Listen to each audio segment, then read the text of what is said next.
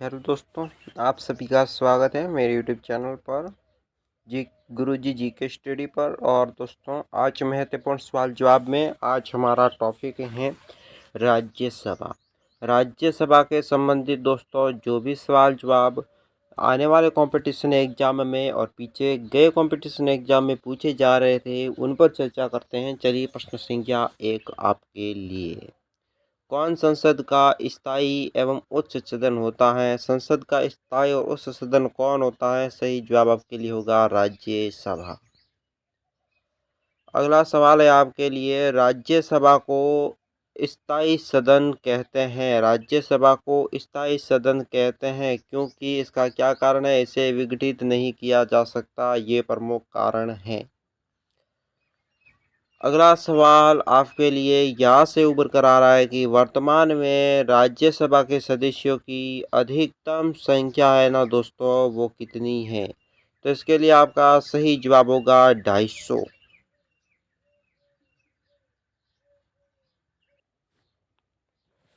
और अगला सवाल आपके लिए यहाँ से उभर कर आ रहा है कि राष्ट्रपति द्वारा दोस्तों राज्यसभा में कितने सदस्य मनोनीत किए जाते हैं? तो सही जवाब आपके लिए होगा 12 सदस्य। अगला सवाल है, जिन जिन जो शासित क्षेत्र में विधानसभा नहीं होती, उसमें संविधान किस प्रकार चुने जाते हैं दोस्तों? प्रतिनिधि। विधानसभा जहाँ नहीं होती, उसके प्रतिनिधि वहाँ पर किस प्रकार चुने जाते हैं? सही जवाब होगा विशेष निर्वाचन मंडल के द्वारा। अगला सवाल आपके लिए यहाँ पर है, राज्यसभा है दोस्तों, राज्यसभा में सदस्य का निर्वाचन होता है। सही जवाब होगा अनुपातिक प्रतिनिधित्व के अनुसार एकल संक्रमण मत पद्धति के द्वारा। अगला सवाल आपके लिए है, राज्यसभा है दोस्तों, उसके लिए प्रत्येक राज्य के प्रतिनिधित्व का निर्वाचन कौन करता है? सही जवाब इसके लिए होगा विधानसभा के निर्वाचन सदस्यों के द्वारा राज्यसभा के प्रतिनिधित्व का निर्वाचन किया जाता है। अगला सवाल आपके लिए यहाँ से उभर कर आ रहा है कि राज्यसभा में राज्य का प्रतिनिधित्व किस प्रकार या किस बात पर निर्भर रहता है? सही जवाब होगा राज्य की जनसंख्या पर राज्यसभा के राज्यों का प्रतिनिधित्व रहता है। अगला सवाल है, राज्यसभा के किस प्रकार के प्रतिनिधित्व दोस्तों होते हैं? यहाँ पर किस प्रकार के प्रतिनिधित्व संख्या सबसे अधिक है? सही जवाब होगा उत्तर प्रदेश राज्य के प्रतिनिधित्व संख्या सबसे अधिक है। राज्यसभा के सदस्यों की न्यूनतम आयु दोस्तों कितनी होती है? सही जवाब होगा 30 वर्ष राज्यसभा के सदस्यों की न्यूनतम आयु है। अब आपके लिए यहाँ पर सवाल है कि राज्यसभा के सदस्यों का कार्यकाल कितने वर्ष का होता है? सही जवाब होगा 6 वर्ष का कार्यकाल होता है राज्यसभा के सदस्यों का। अगला आपके लिए सवाल है, लोकसभा और राज्यसभा लोकसभा और राज्यसभा में गणपूर्ति कोरम की संख्या कितनी होती है दोस्तों? कुल सदस्य संख्या का 1/10वां भाग। अगला सवाल आपके लिए यहाँ पर है, राज्यसभा के गणपूर्ति कोरम के लिए निर्धारण संख्या कितनी मानी जाती है दोस्तों? 25। अगला सवाल यहाँ पर आपके लिए है, राज्यसभा को भंग करने का अधिकार किसके पास प्राप्त होता है? तो सही जवाब होगा किसी को भी नहीं प्राप्त होता है, वो राज्यसभा को कोई भी भंग नहीं कर सकता। अगला सवाल है दोस्तों, राज्यसभा का सभापति कौन होता है दोस्तों? राज्यसभा का सभापति सिर्फ भारत का उपराष्ट्रपति ही होगा।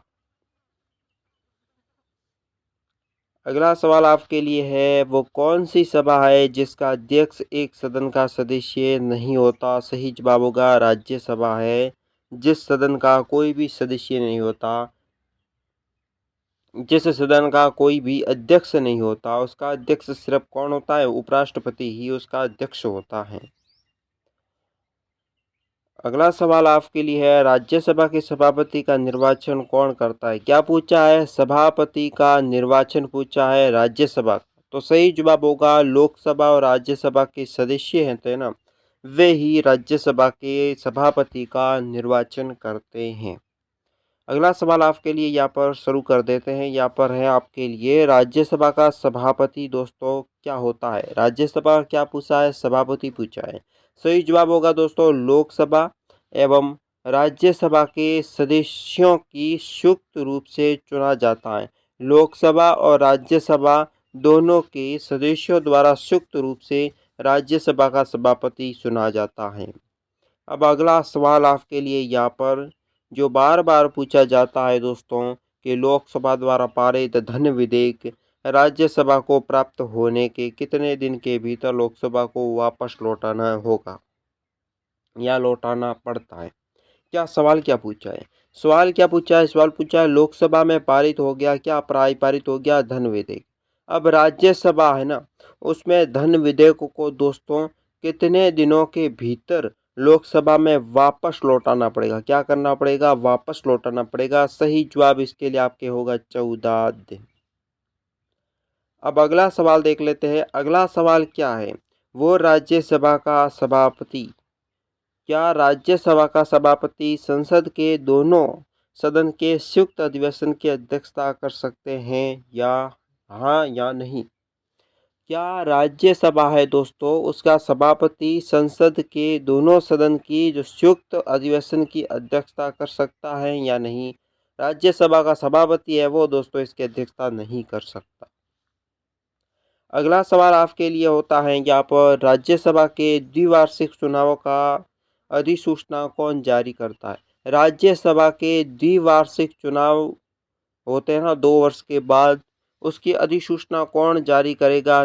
चुनाव का कार्य दोस्तों निर्वाचन मंडल का होता है और उसके जो आयोग होता है ना वो दोस्तों चुनाव का अधिसूचना जारी करता है, ये ध्यान रख लेना। अगला सवाल क्या है?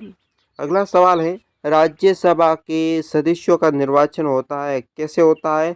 तो दोस्तों जो राज्य हैं, राज्य के विधानसभा के निर्वाचन सदस्यों द्वारा राज्यपाल के सदस्य का निर्वाचन, राज्यसभा के सदस्य का निर्वाचन होता है। किसका सदस्य? राज्यसभा के निर्वाचन का सदस्य है, उनका निर्वाचन कौन करेगा? राज्य के विधानसभा के निर्वाचित सदस्यों के द्वारा।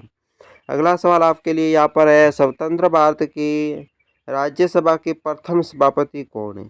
स्वतंत्र भारत के दोस्तों राज्यसभा के प्रथम सभापति कौन है? डॉक्टर एस राधाकृष्णन होते हैं ना, वे स्वतंत्र भारत के राज्यसभा के प्रथम सभापति हैं। अगला सवाल है आपके लिए, राज्यसभा द्वारा पारित धन विधेयक है, लोकसभा द्वारा पारित धन विधेयक राज्यसभा द्वारा भी पारित मान लिया जाए, यदि उस सदन उस पर किसी समय में कार्य संपादन न करे तो वो कब पारित होगा? लोकसभा ने क्या किया? धन विधेयक पारित कर दिया। क्या पारित किया? धन विधेयक। ठीक है। अब राज्यसभा ने भी धन विधेयक पारित कर दिया। ठीक है। अब उस सदन होता है ना, उस सदन ने क्या किया?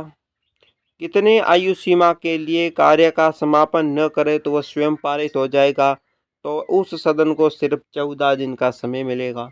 अगर 14 दिन के भीतर इन्होंने पारित कर दिया तो खुद पारित ही हो जाएगा। ठीक है।